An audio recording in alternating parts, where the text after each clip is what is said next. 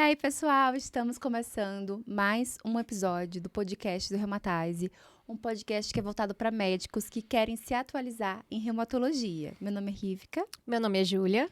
E hoje a gente está aqui com mais um episódio que faz parte da nossa cobertura do EULAR 2026.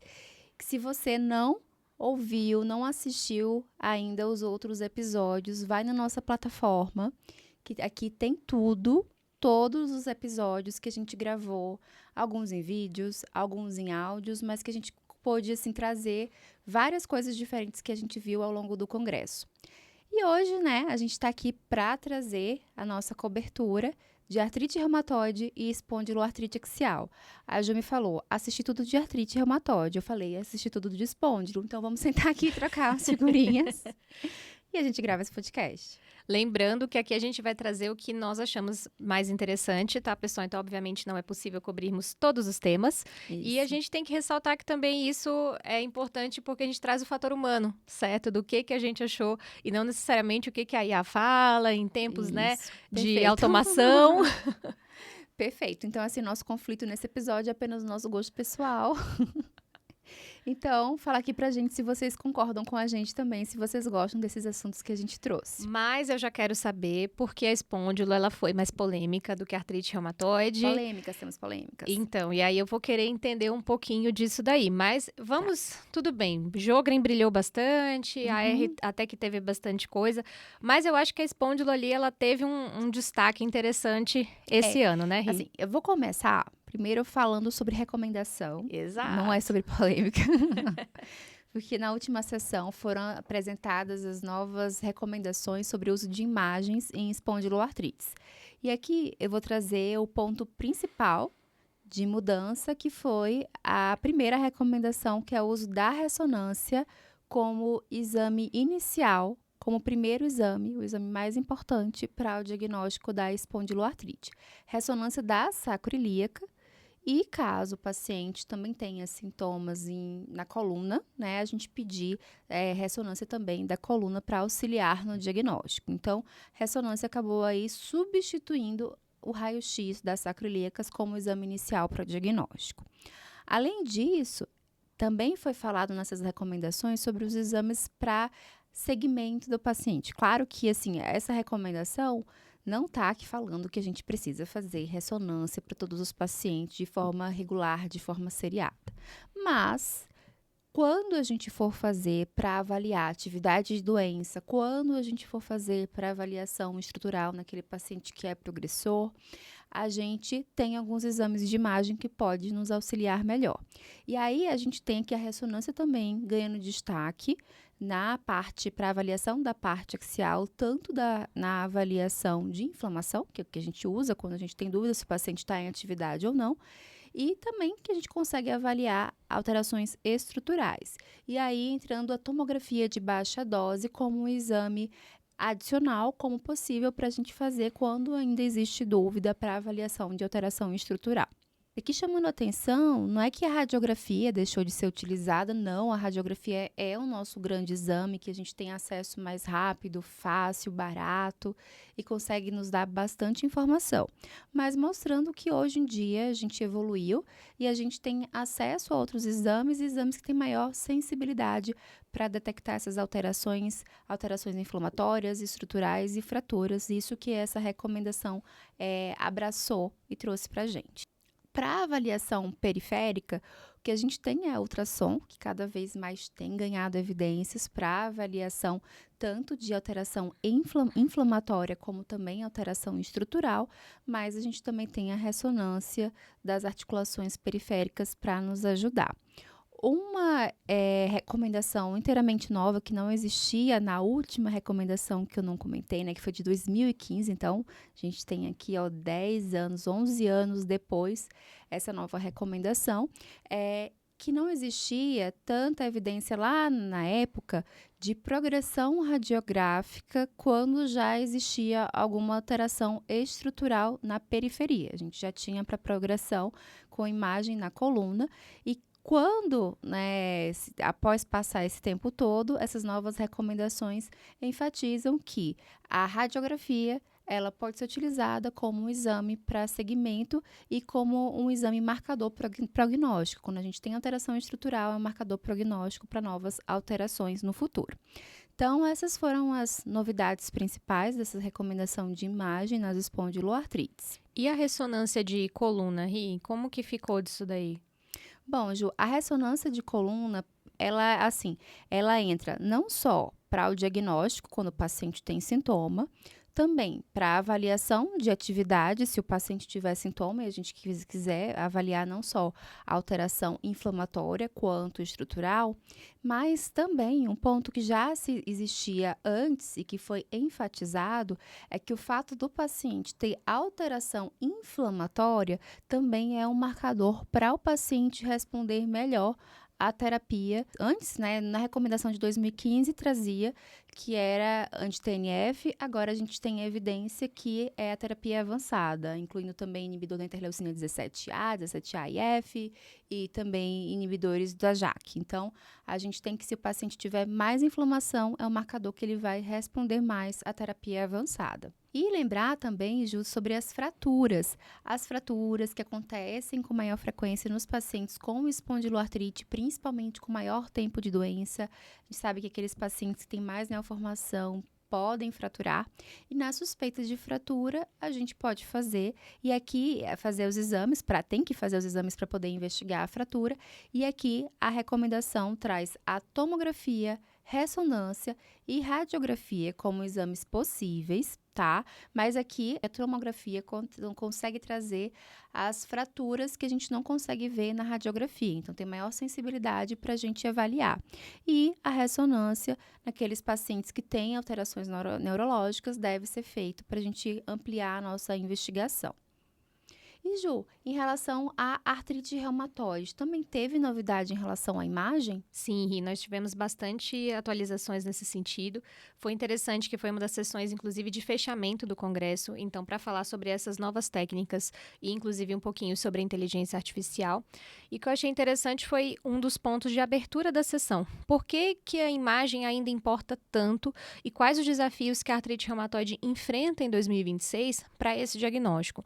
Então, nós saímos daquela era do diagnóstico tardio, e aqui eu ouso dizer que a radiografia parece ter perdido mais importância do que no cenário das espondiloartrites, justamente por ser tão tardia. Hoje a AR vive, inclusive com a publicação do último guideline das recomendações europeias, um momento de você intervir cada vez mais precocemente, identificar esse paciente também que vai principalmente ter o que tem maior risco de progressão estrutural. Então, eles trouxeram que a gente precisa olhar além do ponto de vista articular. Então, acometimento tendíneo, bursites, outros danos orgânicos que possam estar, porventura, associados. E que a gente, inclusive, precisa melhorar a nossa detecção de flares. E aí, quais técnicas que podem nos auxiliar nesse sentido. Um outro desafio, a sinovite subclínica, que não irá demonstrar no exame físico, e inflamações precoces dos pacientes que aparentemente estejam em remissão. Ou seja, é um cenário um pouco mais complexo aqui do que simplesmente a inflamação que a gente consiga, por exemplo, identificar no cenário da articulação sacroiliaca. A ressonância ela segue sendo o padrão ouro para a identificação de inflamação, principalmente para que a gente consiga avaliar o edema medular ósseo. O ultrassom também vem ganhando bastante importância e eu achei bastante interessante que eles frisaram ali alguns refinamentos em relação ao ultrassom. Então, sempre que possível, aparelhos de alta resolução, a mais alta frequência disponível, mas também ali técnicas de reconstrução 3D volumétricas que vão ali tornar esse ultrassom menos dependente do operador que está realizando o exame. Então, se a gente pensar na escassez de padronização de técnicas e métricas para avaliação, esse tipo de ferramenta se torna cada vez mais útil. Também a avaliação microvascular, que seria mais sensível, inclusive, do que o Doppler, e a elastografia, trazendo ali, inclusive, um ponto bem importante de distinção entre o edema e o que é uma hipervascularização propriamente dita. Então, ali, bastante foco no ultrassom. Mas quem brilhou, com certeza, foram as técnicas combinadas, inclusive algumas técnicas de fusão de ultrassom, tomografia e ressonância magnética, para que a gente consiga avaliar técnicas de reconstrução de imagem óptica e também a espectroscopia, que nesse sentido a gente vai conseguir correlacionar com softwares que vão utilizar a inteligência artificial e fazer uma reconstrução mais completa desse microambiente articular e a gente conseguir olhar não somente para essa estrutura, mas também para o aspecto sinovial e as estruturas adjacentes. Um outro ponto em relação à ressonância, bastante enfoque nas técnicas de aquisição dinâmica de corpo inteiro em aparelhos 3 Tesla, mais rapidamente, ou seja, um exame realizado ali em 30 minutos, ou seja, o tempo que hoje a gente gasta para conseguir fazer um segmento, você conseguir fazer o corpo inteiro, e que seria especialmente relevante, principalmente para os pacientes que tenham queixas muitas vezes menos valorizadas, alguns pontos subclínicos ou que gerassem dúvida entre o aspecto mecânico e inflamatório e também o envolvimento axial, que nós sabemos que é algo potencialmente grave, especialmente o acometimento da articulação atlantoaxial, e que essas técnicas combinadas e de corpo inteiro facilitariam que esse diagnóstico não fosse realizado somente quando a sintomatologia se manifestasse, mas que a gente já conseguisse identificar e intervir de forma mais precoce. Um outro exame que foi comentado que eu achei super interessante foi a DECT, que nós já conhecemos aí bastante no contexto das artropatias microcristalinas, mas que algumas casuísticas mostraram que ela é um excelente exame para ser a escolha quando a ressonância não estiver disponível e que, em casos de artrite precoce, algumas casuísticas demonstraram que em até 50% dos casos ela mudou a parte do desfecho diagnóstico desse paciente. Então, nós sabemos que, principalmente no contexto brasileiro, ainda é um exame pouco disponível, mas muitas vezes mais facilmente disponível do que um aparelho de ressonância. Então, aí que a gente pode considerar a realização pelo menos dos segmentos de interesse para auxiliar caso a gente não tenha acesso a algum outro tipo de técnica. Foi bastante comentado que realmente a inteligência artificial ela vem ganhando um papel crescente, principalmente para avaliação de múltiplas estruturas, essa questão de lesões estruturais, score de Synovic, Doppler, diferenciação de padrões específicos dos pacientes que tenham fator reumatoide, que sejam soropositivos e os soronegativos no contexto da artrite reumatoide, mas nada ainda validado. Então, a gente ainda realmente não conseguiu chegar nesse ponto com a IA. Cresceu bastante. Acho que principalmente com as técnicas combinadas e os novos softwares, agora a coisa parece que vai caminhar um pouco mais rapidamente, mas ainda o que foi discutido e que eu acho que foi muito pertinente a forma como o apresentador trouxe é que a gente precisa ter muito critério, muito cuidado com esse overuse da IA, né? Então, ela é muito boa, mas ela ainda não é perfeita. Então, que a gente vive um momento que a importância ela é crescente. Principalmente, ele pontuou que parece estar mais avançado do que o ponto de vista articular e a parte periférica e a parte orgânica. Ou seja, identificação de padrões tomográficos que gerem dúvida para a gente conseguir diferenciar o que realmente é uma fibrose pulmonar idiopática de um quadro realmente que seja mais relacionado à artrite reumatoide de base que esse paciente tenha, ou mesmo score de risco cardiovascular, por exemplo. Mas do ponto de vista articular sozinho, ainda não. Então, tá bom. Bom, então a gente ainda vai continuar na imagem na espôndilo, porque eu vou também trazer uma novidade. Vocês lembram que o ano passado a gente trouxe, que foi apresentado no ACR, as novas recomendações, na verdade, os novos critérios classificatórios de espondiloartrites axiais, que foram os revisados. A gente tinha os critérios lá de 2009. E aí, a gente sabe que dor lombar é algo extremamente comum e os nossos critérios anteriores, apesar de serem extremamente utilizados, né, mundialmente, eles careciam em relação à especificidade. E a gente tinha, muitas vezes, pacientes que eram classificados como espondiloartrites, que, na verdade, não tinham, de fato, o diagnóstico de espondiloartrite.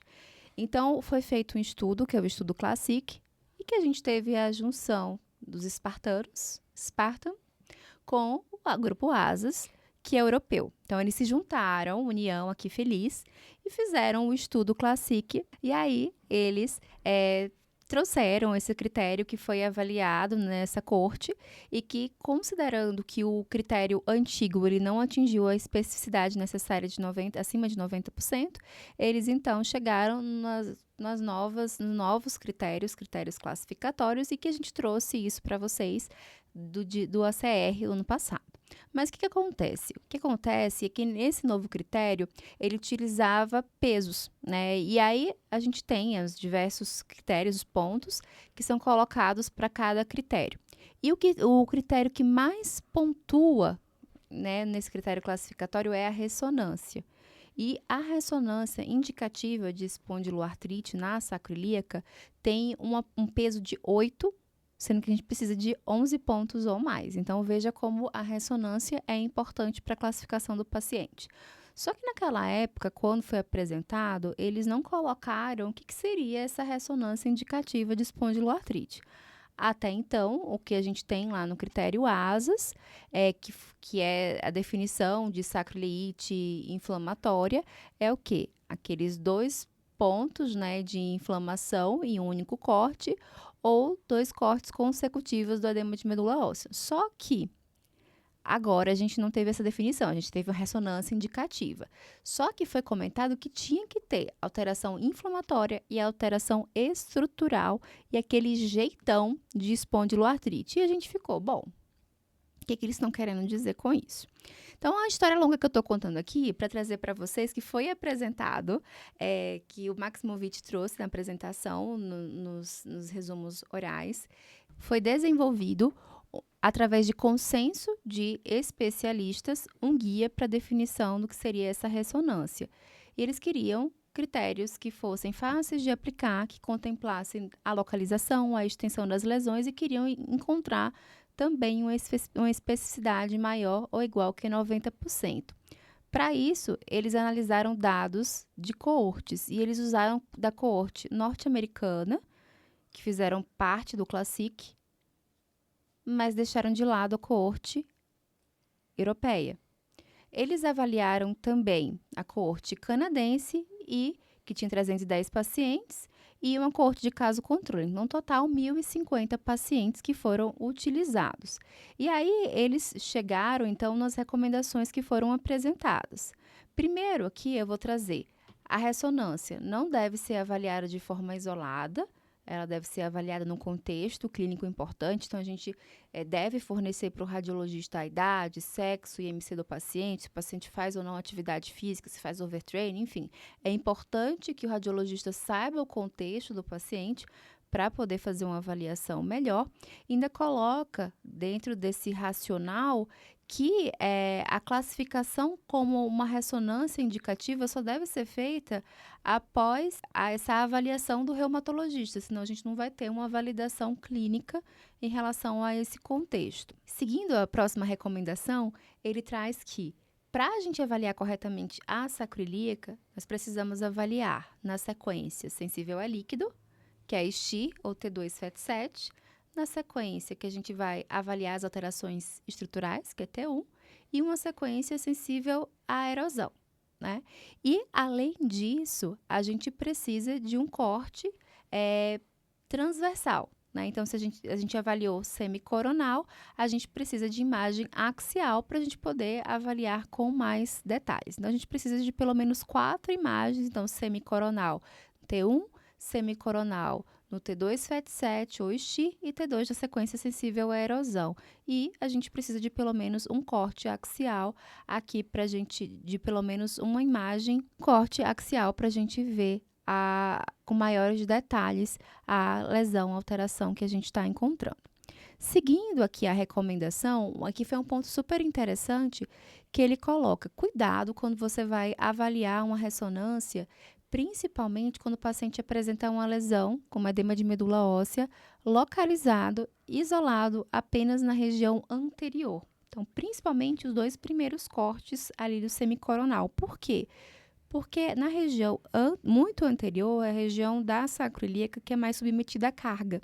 Então, aquele edema, na maioria das vezes, não é por conta de espondiloartrite. Né? Então, lembrar, por exemplo, da Allstate condensante, que adora bem na região anterior.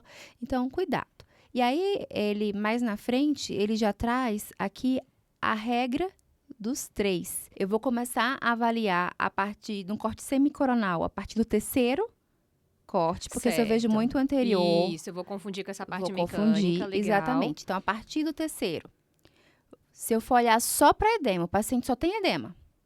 Então, só edema isolado, eu vou considerar se ele tiver maior, a persistência desse edema maior ou igual que 3 cortes. Então, vou lá, esse edema é um edema profundo, tá? Ou, se o paciente tiver 2 de 3 lesões, que são edema de medula óssea, erosão ou metaplasia gordurosa, mas que essas 2 de 3 têm que acometer pelo menos 3 quadrantes.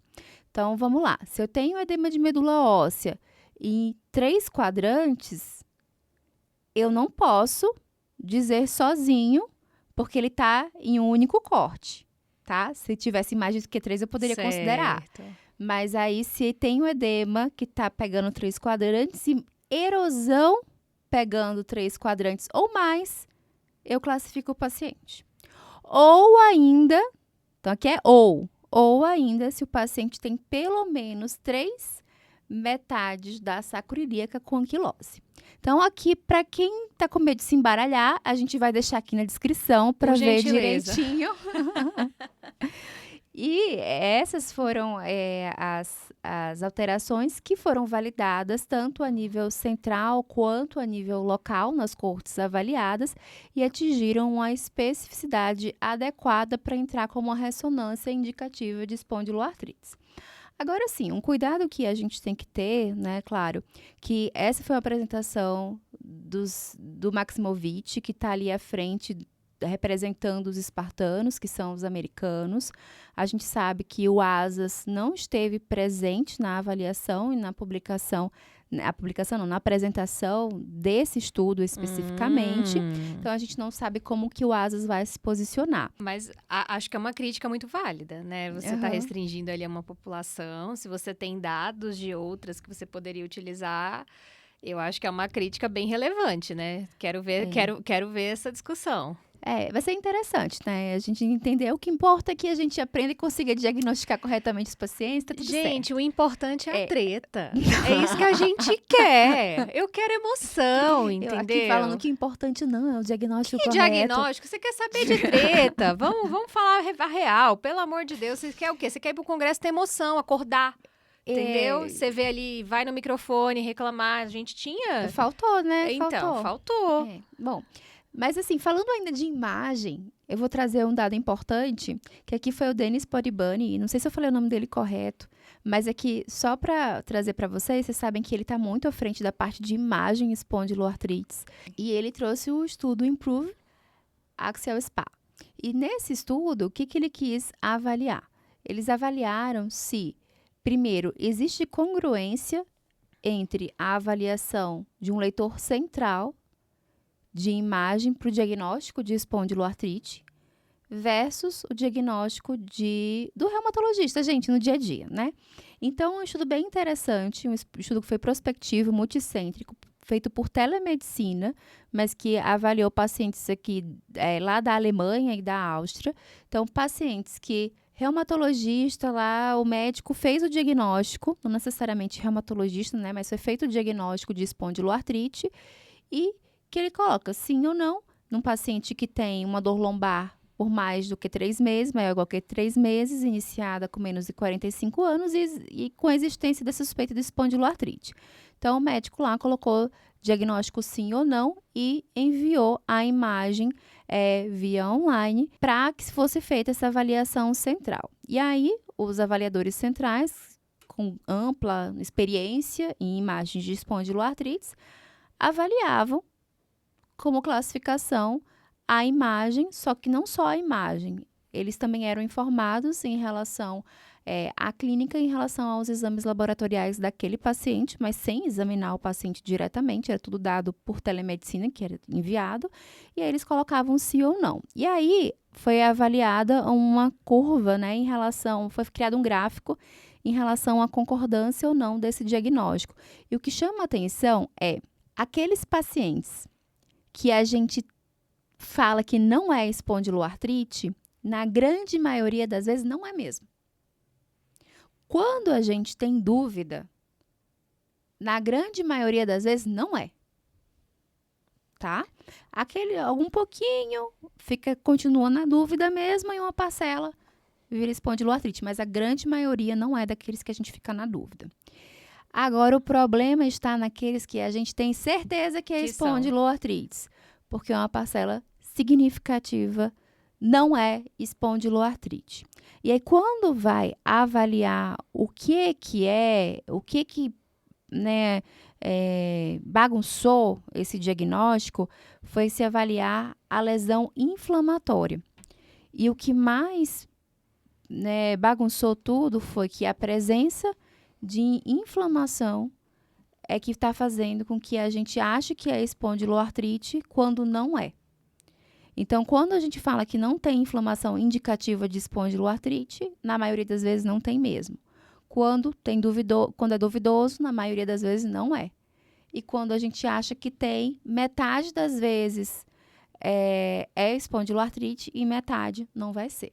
Ainda tem algumas informações importantes que eles trouxeram também na análise, né?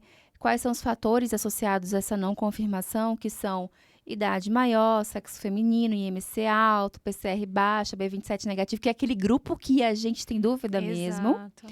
E mas o maior efeito vinha da imagem, principalmente da imagem inflamatória.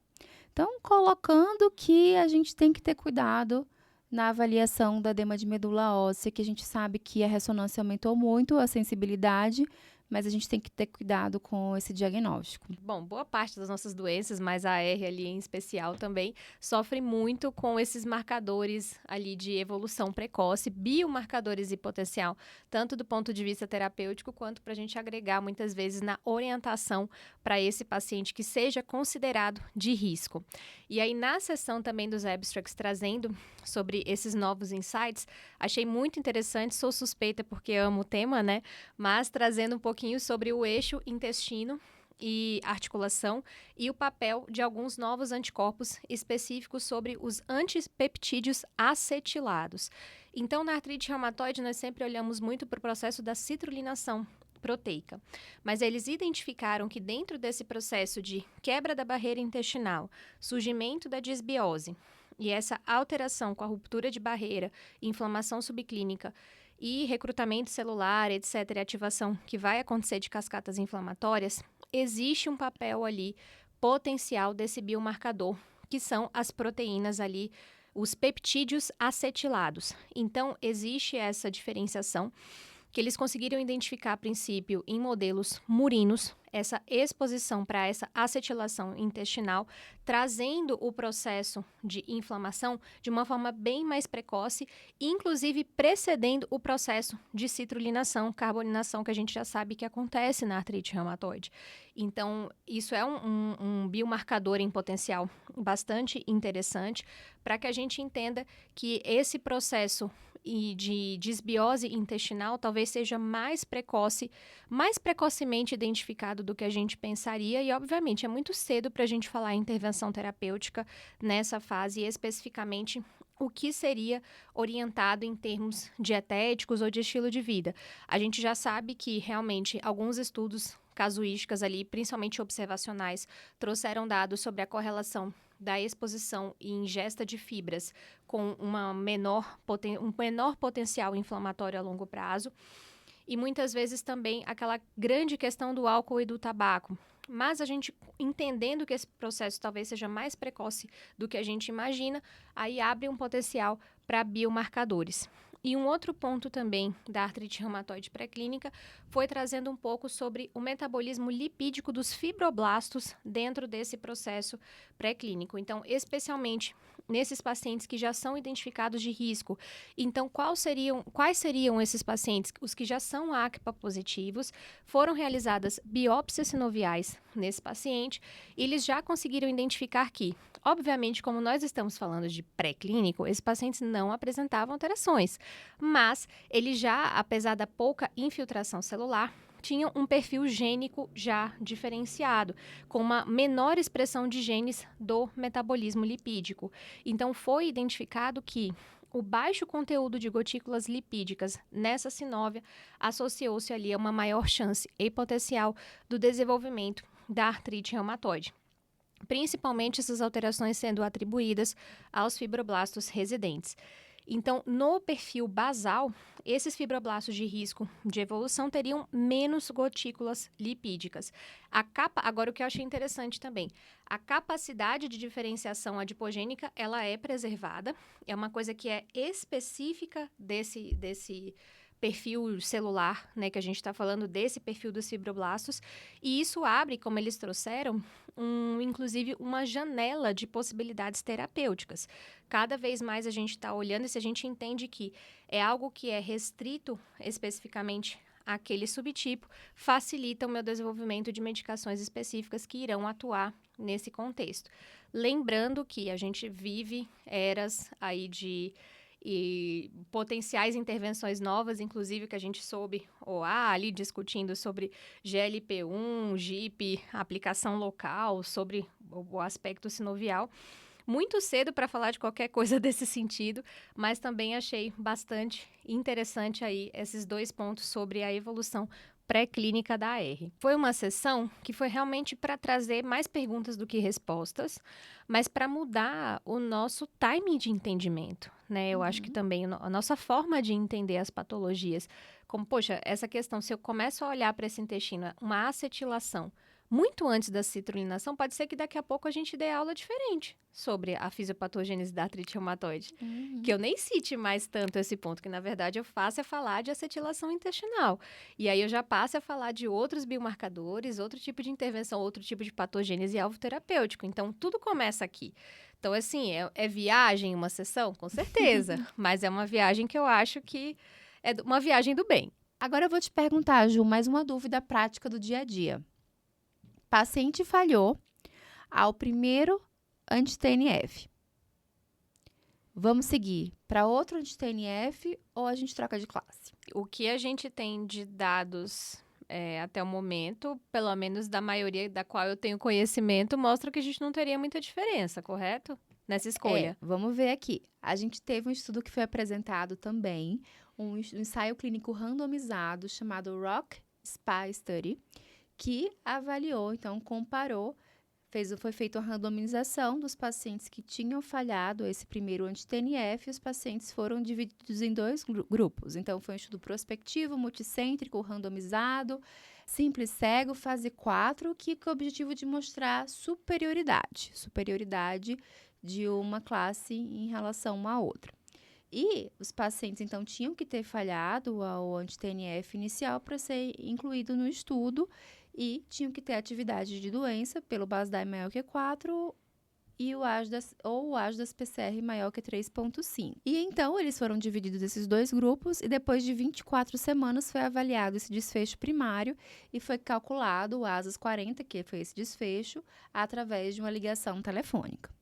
Então, aqui a explicação foi para garantir esse cegamento, foi calculado o ASAS 40 através da ligação. Então, em relação ao pareamento do estudo, né, a randomização não mostrou grandes diferenças, os 2 grupos estavam pareados, a idade média dos pacientes foi de 45 anos, metade mulheres, 60% B27 positivas e doença ativa com BASDAI maior que 6, porém, o ASDAS PCR médio de 3,2. O principal motivo da falha do primeiro anti-TNF foi a perda secundária de resposta, tá? Então, a gente está falando aqui de falha secundária principalmente. E a maioria, quando a gente está falando de inibidor da interleucina 17, a gente está falando principalmente do secukinumab, porque na época, quando o estudo começou, a gente não tinha o ixekizumab na França disponível. E como desfecho primário, Ju, não teve diferença. Não foi avaliada, não foi vista uma superioridade de um em relação ao outro. Um ponto interessante que o apresentador trouxe na conclusão é que não mostrar superioridade não significa equivalência. Então, a gente precisa de mais dados, mais estudos para mostrar isso. Também não sabemos se a gente pode extrapolar esses dados para outras terapias, como inibidor da interleucina 17-AIF, inibidor da JAK. Então, na prática, né, o que a gente tem de dado hoje é que a nossa decisão de ir para outra terapia vai ser baseada no quê? No contexto clínico, no que a gente tem, né, no paciente, nos dados do exame, dados em relação à terapia anterior, para a gente tomar a decisão aqui compartilhada com o paciente, avaliando comorbidades e manifestações extraarticulares também. Mas aí eu vou te devolver a pergunta, Rívica. Uhum. E se a gente colocar essa decisão pro paciente? O que você acha? Tem o seu papel, assim, importante. Eu acho que a gente sim precisa ver como é que vai funcionar nos próximos anos. Eu tenho a impressão que com a chegada de mais e mais medicações e as medicações mostrando eficácia E via, né, semelhantes, de né? administração. Isso, eu acho que assim, desde que o paciente esteja plenamente ciente em relação a efeitos colaterais, em relação ao mecanismo de ação, em relação às suas comorbidades, a gente precisa ter uma conversa, né, para o paciente poder ser capaz de tomar alguma decisão. Mas se o paciente não tem conhecimento, ele não vai ser capaz de definir. Mas por que você me perguntou isso? Pois é. Por que eu perguntei isso? Mas é que é interessante, a gente teve também um abstract bem interessante do estudo BA, que é o Better After Choosing, que trouxe justamente isso para a discussão. Então, eram pacientes com artrite reumatoide, com um tempo de diagnóstico ali precoce, ao menos 3 meses de manifestação de sintomas, ao menos 18 anos de idade, e que apresentavam uma atividade dessa R de moderada a alta, ou seja, aquele paciente do guideline que eu vou ter que fazer o quê? Intervir e progredir precocemente para a terapia avançada. E era compartilhado com esses pacientes a possibilidade deles receberem anti-TNF por via subcutânea, que a gente está falando especificamente de etanercept ou adalimumab, ou filgotinib, que a gente sabe que a gente não tem a disponibilidade no nosso país, mas ali foi o que foi disponibilizado para esse paciente escolher qual terapia ele ali faria o uso, obviamente esse paciente sendo informado e sendo acompanhado. Então, foi um estudo, pessoal, aberto, cabe-se todo tipo de crítica e ressalva nesse sentido. O número de pacientes também foi reduzido, foram 100 pacientes ao todo para fazer essa avaliação, e em 24 semanas eles foram avaliar alguns desfechos de como iria se comportar essa questão da escolha no impacto do tratamento e os desfechos no paciente. Então, Ju, aí o médico não escolhia. Era o paciente que Era decidia. o paciente que decidia. Isso. Tá, Ju, mas peraí. Quem falava para o paciente orientações em relação à medicação era o médico na consulta? Porque a gente pode acabar induzindo uma decisão. Como que eles fizeram para poder diminuir esse viés? Bom, Ri, é super válida a sua pergunta, mas justamente para tentar neutralizar esse viés da influência do profissional de saúde nessa escolha, essa informação para o grupo que tinha essa opção da decisão de escolha pelo tratamento, essa informação ela era via vídeo, tá? E o paciente tirava as suas potenciais dúvidas via um FAQ mesmo, de perguntas e respostas mais frequentes que ele poderia ter, e após essa administração, assim, essa exposição a esse vídeo, essas perguntas, ele fazia a sua opção pela escolha de tratamento, tá? Os desfechos foram avaliados ali após 24 semanas e foi observado que, no grupo que fez essa escolha consciente, digamos assim, nós tivemos realmente, em relação ao DAS 28, ou seja, a nossa métrica mais objetiva para avaliação de atividade de doença, ela foi numericamente menor no grupo que fez a escolha, mas esse dado não atingiu significância estatística. Então, assim, um estudo bem interessante, acho que é válida a discussão. Obviamente, é um estudo aberto, então tem muitas críticas ali, até se a gente pudermos falar tempo para avaliação dessas métricas, o fato do DAS, que é a coisa mais objetiva, realmente não ter atingido uma significância, mas aí são muitas discussões envolvidas. O que você acha, Ju? Eu acho que faz diferença. Não sei se pelo placebo, aí é uma opinião pessoal, certo? Fonte, voz da minha cabeça. Mas não sei até que ponto essa autopercepção do paciente sobre essa autonomia de decisão terapêutica não possa realmente facilitar uma resposta mais abrangente, possivelmente até por efeito placebo, tá? Mas eu não duvido desse potencial. Agora, por que isso acontece? Para quais desfechos? Se isso é uma coisa que vai ser sustentada ou não, não sei também dizer. Mas, Ju, eu vou ser bem sincera com você, acho que não é impossível a gente pensar numa realidade a médio, talvez até curto intervalo de tempo, a gente pensar numa possibilidade de uma realidade em que o paciente também possa receber esses vídeos com orientações sobre as possibilidades de terapia e que ele faça escolha. Não vou dizer que concordo 100%, eu acho que a gente tem várias questões aí que a gente pode colocar, mas daria pra gente fazer um podcast sobre isso, mas aqui eu acho que não acho que seja muito longe de um futuro. Olha, só trazendo um caso pessoal que vocês já conhecem, mas os nossos ouvintes não, né? De um paciente do consultório, mas que eu tive essa experiência de uma pessoa que tem aí um grau de escolaridade bastante elevado, bem mais elevado que o nosso, inclusive, e que trouxe para esse momento de decisão terapêutica, quando recebeu o diagnóstico, 3 trabalhos robustos comparativos de IA diferentes com aqueles modelos lá que só o Ale entende de como que faz aquelas pesquisas mais profundas para já argumentar quanto a essa decisão, e eu vivi isso há 1 ano no consultório, não acho que esteja longe. Porque é isso, quem já sabe usar essas ferramentas de inteligência artificial, por mais que elas não estejam validadas e calibradas e testadas, etc., para esses fins, isso já é uma realidade. E essa pessoa já vem muito mais munida de informação para que a gente tome a decisão com ela e não por ela. Então, pensando especificamente nessa experiência que eu vivi, e foi profundamente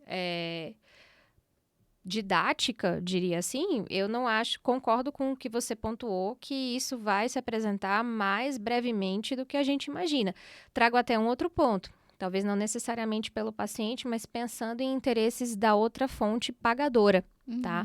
Das operadoras trazendo mais esse paciente como centralizador do seu próprio cuidado, mas aí pensando já em outras coisas que seria custo, benefício específico sobre essa ótica. Eles devem limitar um pouco mais as opções. Exatamente. E você, o que você acha sobre isso? Comenta, deixa aqui o que você acha, pra gente saber mais sobre isso, ou se a gente tá fantasiando um possível Black Mirror. E vamos complicar mais? Então, se a gente falar de novas terapias, porque finalmente o CAR-T chegou para artrite reumatoide, né? Depois de tanto tempo no lúpus, etc., finalmente ali a gente teve alguma coisa mais animadora, específica para R, né, Ri?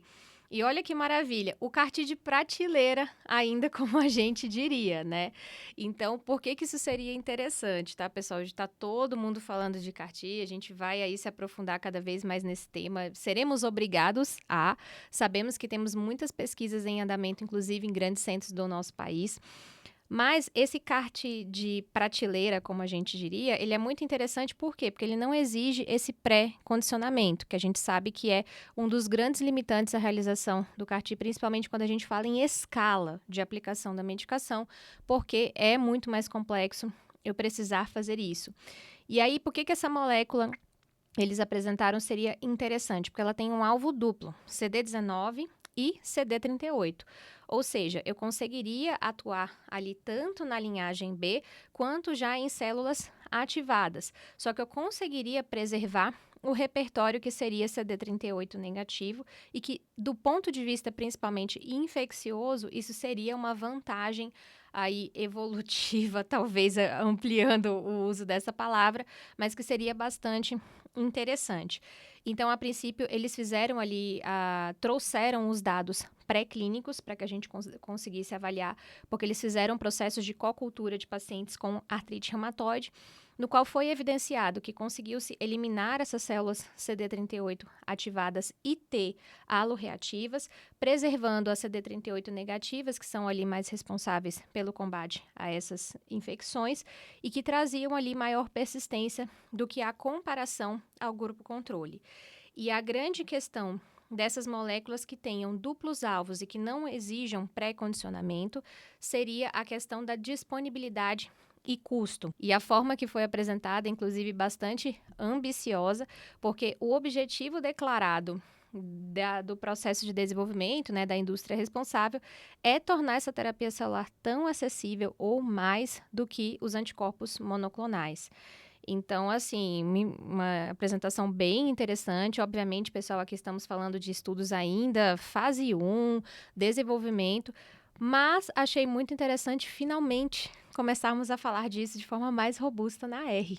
E a gente precisa saber CAR-T, né, Ju? Porque senão, como é que vai ser o futuro daqui pra frente? A gente hein? vai ter que estudar hemato, gente. A gente vai fazer o diagnóstico e aí o paciente vai pra hemato. E aí, mais um Black Mirror aqui, mais um episódio. Mas muito bom. Bom, Ju, em relação a espôndilo, foi apresentado na sessão de Late Breaking Abstracts, ou seja, de resumos de última hora, ou seja, que são trabalhos que são tão legais, tão interessantes, que acabam sendo aprovados para aparecer no Congresso, mesmo após aquele período de prazo máximo encerrado. E aqui foi apresentado estudo para espôndilo axial do sonelokimab. O sonelokimab, que tem resultado já para artrite psoriásica, mas aqui foi para espôndilo axial. Ele é o nanobody, ou seja, um anticorpo bem pequenininho, inibidor dual da interleucina 17A e F. Tá? Então, semelhante aqui, o bimekizumab também inibe 17A e F, mas aqui o nanobody. 3 domínios que vão se ligar, tanto interleucina A, F e também um domínio que vai se ligar à albumina, permitindo aí uma melhor penetração tecidual. Então, foi avaliado, né, nesse estudo nos pacientes com espondiloartrite axial, lembrando que é um estudo aberto, um estudo ainda de fase 2, em um único centro, em pacientes naivos de biológico. Aqui eles incluíram tanto pacientes com espôndilo axial radiográfica e não radiográfica, e a terapia com sonelokimab foi de 60 mg a cada 2 semanas, e o desfecho primário foi avaliado na semana 16. E no perfil de pacientes estudados dessa terapia, a gente tinha mais pacientes com espôndilo radiográfica, que foram 65% dos pacientes, e 73% deles com o B27 positivos. Em um paciente, em média, com 8 anos de doença. O que trouxe, assim, de desfecho primário? Então, assim, em 12 semanas, 81% dos pacientes atingiram a ASAS 40, que é um desfecho mais robusto do que o ASAS 20, que era mais utilizado nos trabalhos mais antigos que a gente vê de espondiloartrite. Um ponto interessante, então, que em 4 semanas a gente já via aqui uma diferença expressiva em relação aos pacientes do grupo placebo, e já em 4 semanas, Ju, os pacientes atingiram 77% dos pacientes já estavam em ASAS 40. Então, mais de 80% dos pacientes atingindo ASAS 40 e ASAS 20, e mais de 50% dos pacientes atingindo ASAS de remissão parcial. Quando a gente vai avaliar em relação ao número de pacientes com alta ou muita alta atividade de doença, para vocês verem, no baseline a gente tinha 54% dos pacientes em alta atividade de doença e em 4 semanas foram para 15%. E a gente tinha 46% em muito alta atividade de doença e foram para 4%. E com o passar do tempo, a gente foi vendo cada vez mais resposta. Claro que, né, a gente está falando de novo, um estudo fase 2, um estudo que é aberto, mas um estudo que traz promessas aí de uma medicação bem eficiente. Então, vamos esperar mais estudos e vamos ficar com aqui as pequenas moléculas, as nanomoléculas que parecem que vão vir com tudo, né? O interessante é que esse estudo ele também avaliou os pacientes através da imagem, não só a ressonância, que a gente está acostumado, mas também através do PET. E esse estudo, ele não foi o objetivo principal dessa apresentação trazer os resultados de imagem, mostrando que mas eles mostraram que em 12 semanas houve 44% de redução nessa marcação aí no PET, que foi avaliada através da SUV média. Então, assim, vamos aguardar mais resultados, claro, em relação a isso, mas uma medicação que tem o potencial e quando se fala em eventos adversos também não foi apresentado nenhum desfecho aí de segurança preocupante, tá? Seguindo, assim, o que me chamou bastante atenção foi em relação aos estudos apresentados com o inibidor da JAK para espôndilo. Então, foi o filgotinib, que não é novidade, né, a medicação, mas que foi apresentado aqui um estudo fase 3, que é o Olinguito Trial, que foi apresentado para pacientes com espondiloaxial ativa, mostrando realmente que atingiu o desfecho primário com significância nesses pacientes, mas trazendo duas moléculas relativamente novas. Primeiro, o ivarmacitinib, que a gente já trouxe no EULAR passado. A gente trouxe em relação a dados na espôndilo radiográfica, aqui trazendo dados positivos na espôndilo não radiográfico, um estudo de fase 3. E aí, Ju, um outro foi o gecacitinib. Complicado esse nome, hein? Pois é, Ju, mas não é para isso que você está pensando. O gecacitinib foi também apresentado no estudo para espôndilo radiográfica. Ativa também um estudo de fase 3. Esse aqui, o gecacitinib, é uma PANJAK, tá? Então, se a gente for fazer um paralelo aí com o tofacitinib, que também seria uma PANJAK, um estudo fase 3, mostrando também resultados promissores. E o ivarmacitinib, que eu não falei anteriormente, ele já é o inibidor de JAK1 seletivo. Então, é um futuro promissor aí para as espondiloartrites, mas claro que a gente está esperando mais e mais estudos de vida real, que é o que a gente quer ver. E claro que a gente quer mais medicações disponíveis aí no mercado para a gente ter opções de tratamento, que a gente sabe que os pacientes falham, os pacientes têm eventos adversos, têm comorbidades. Então, quanto mais opções a gente tiver, melhor. E até a gente pensar, Ri, que muitas vezes a chave não está necessariamente em um maior número de medicações, mas a gente tem uma maior diversidade de alvos, né?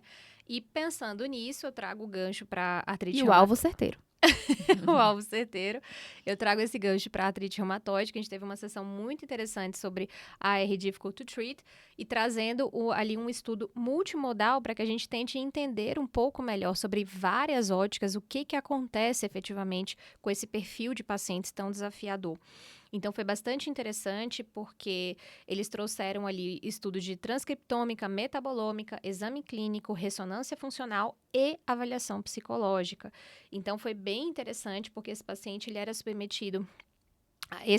eram submetidos à realização de 2 ressonâncias funcionais em repouso com presença de estímulo doloroso entre elas, para que a gente conseguisse justamente avaliar essa conectividade intrínseca e a atividade espontânea. E a parte da avaliação psicológica e transcriptômica feita em 3 partes. Então, você tinha entrevista, questionários, você tinha ali toda uma adaptação que era realizada. E o que foi interessante?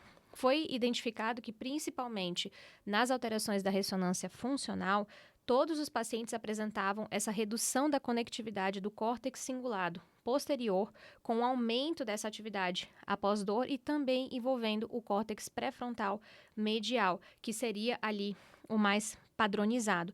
Só que nos pacientes que são caracterizados como difficult to treat, essa redução basal ela foi mais proeminente após principalmente o estímulo doloroso, enquanto o grupo controle, e a gente teve essa diferença muito expressiva com o estímulo da dor. Esses pacientes respondiam de uma forma muito mais exacerbada do que os outros. Ou seja, se a gente vai entender, não parece ser somente essa questão que a gente está discutindo muito, comorbidades, percepção, amplificação por outros meios. Realmente, do ponto de vista funcional, a apresentação é diferente. E, mais uma vez, isso abre um novo panorama terapêutico, porque não basta olhar mais somente, como a gente já vinha fazendo, para as outras comorbidades e para toda a parte biopsicossocial que a gente tanto ouviu na faculdade, na nossa formação. Mas que a gente possivelmente vai ter o desenvolvimento de medicações que atuem especialmente nessa hiperexpressão que acontece após esses estímulos para esse paciente. Agora, a gente conseguindo mapear realmente o que acontece e aí abrindo esse novo panorama também. Muito bom, Ju. O futuro é promissor, não? Bastante.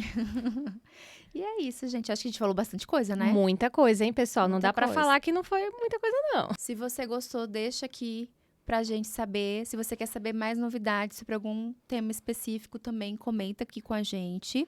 Lembrando que nossa cobertura ainda não acabou. Nós ainda temos uma série de episódios que ainda estão para sair: lúpus, miopatias, doenças raras.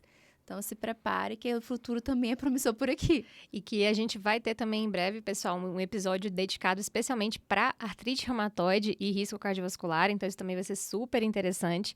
E que a gente vem com muitas novidades na nossa plataforma e também no Impulso, né, Rívika? Não podemos deixar de falar dele. Isso mesmo, Ju. Então, se você vai fazer prova de título, corre lá na bio do Instagram que tem o link para fazer a inscrição. E se tiver dúvida, entre em contato com a gente. E se você tiver mais dúvida ainda, a gente tem 2 aulas demonstrativas e a gente tem o nosso suporte ali que está pronto para responder e auxiliar vocês, pessoal. Muito bom, Ju. Até a próxima, pessoal. Até a próxima. Tchau, Tchau, tchau.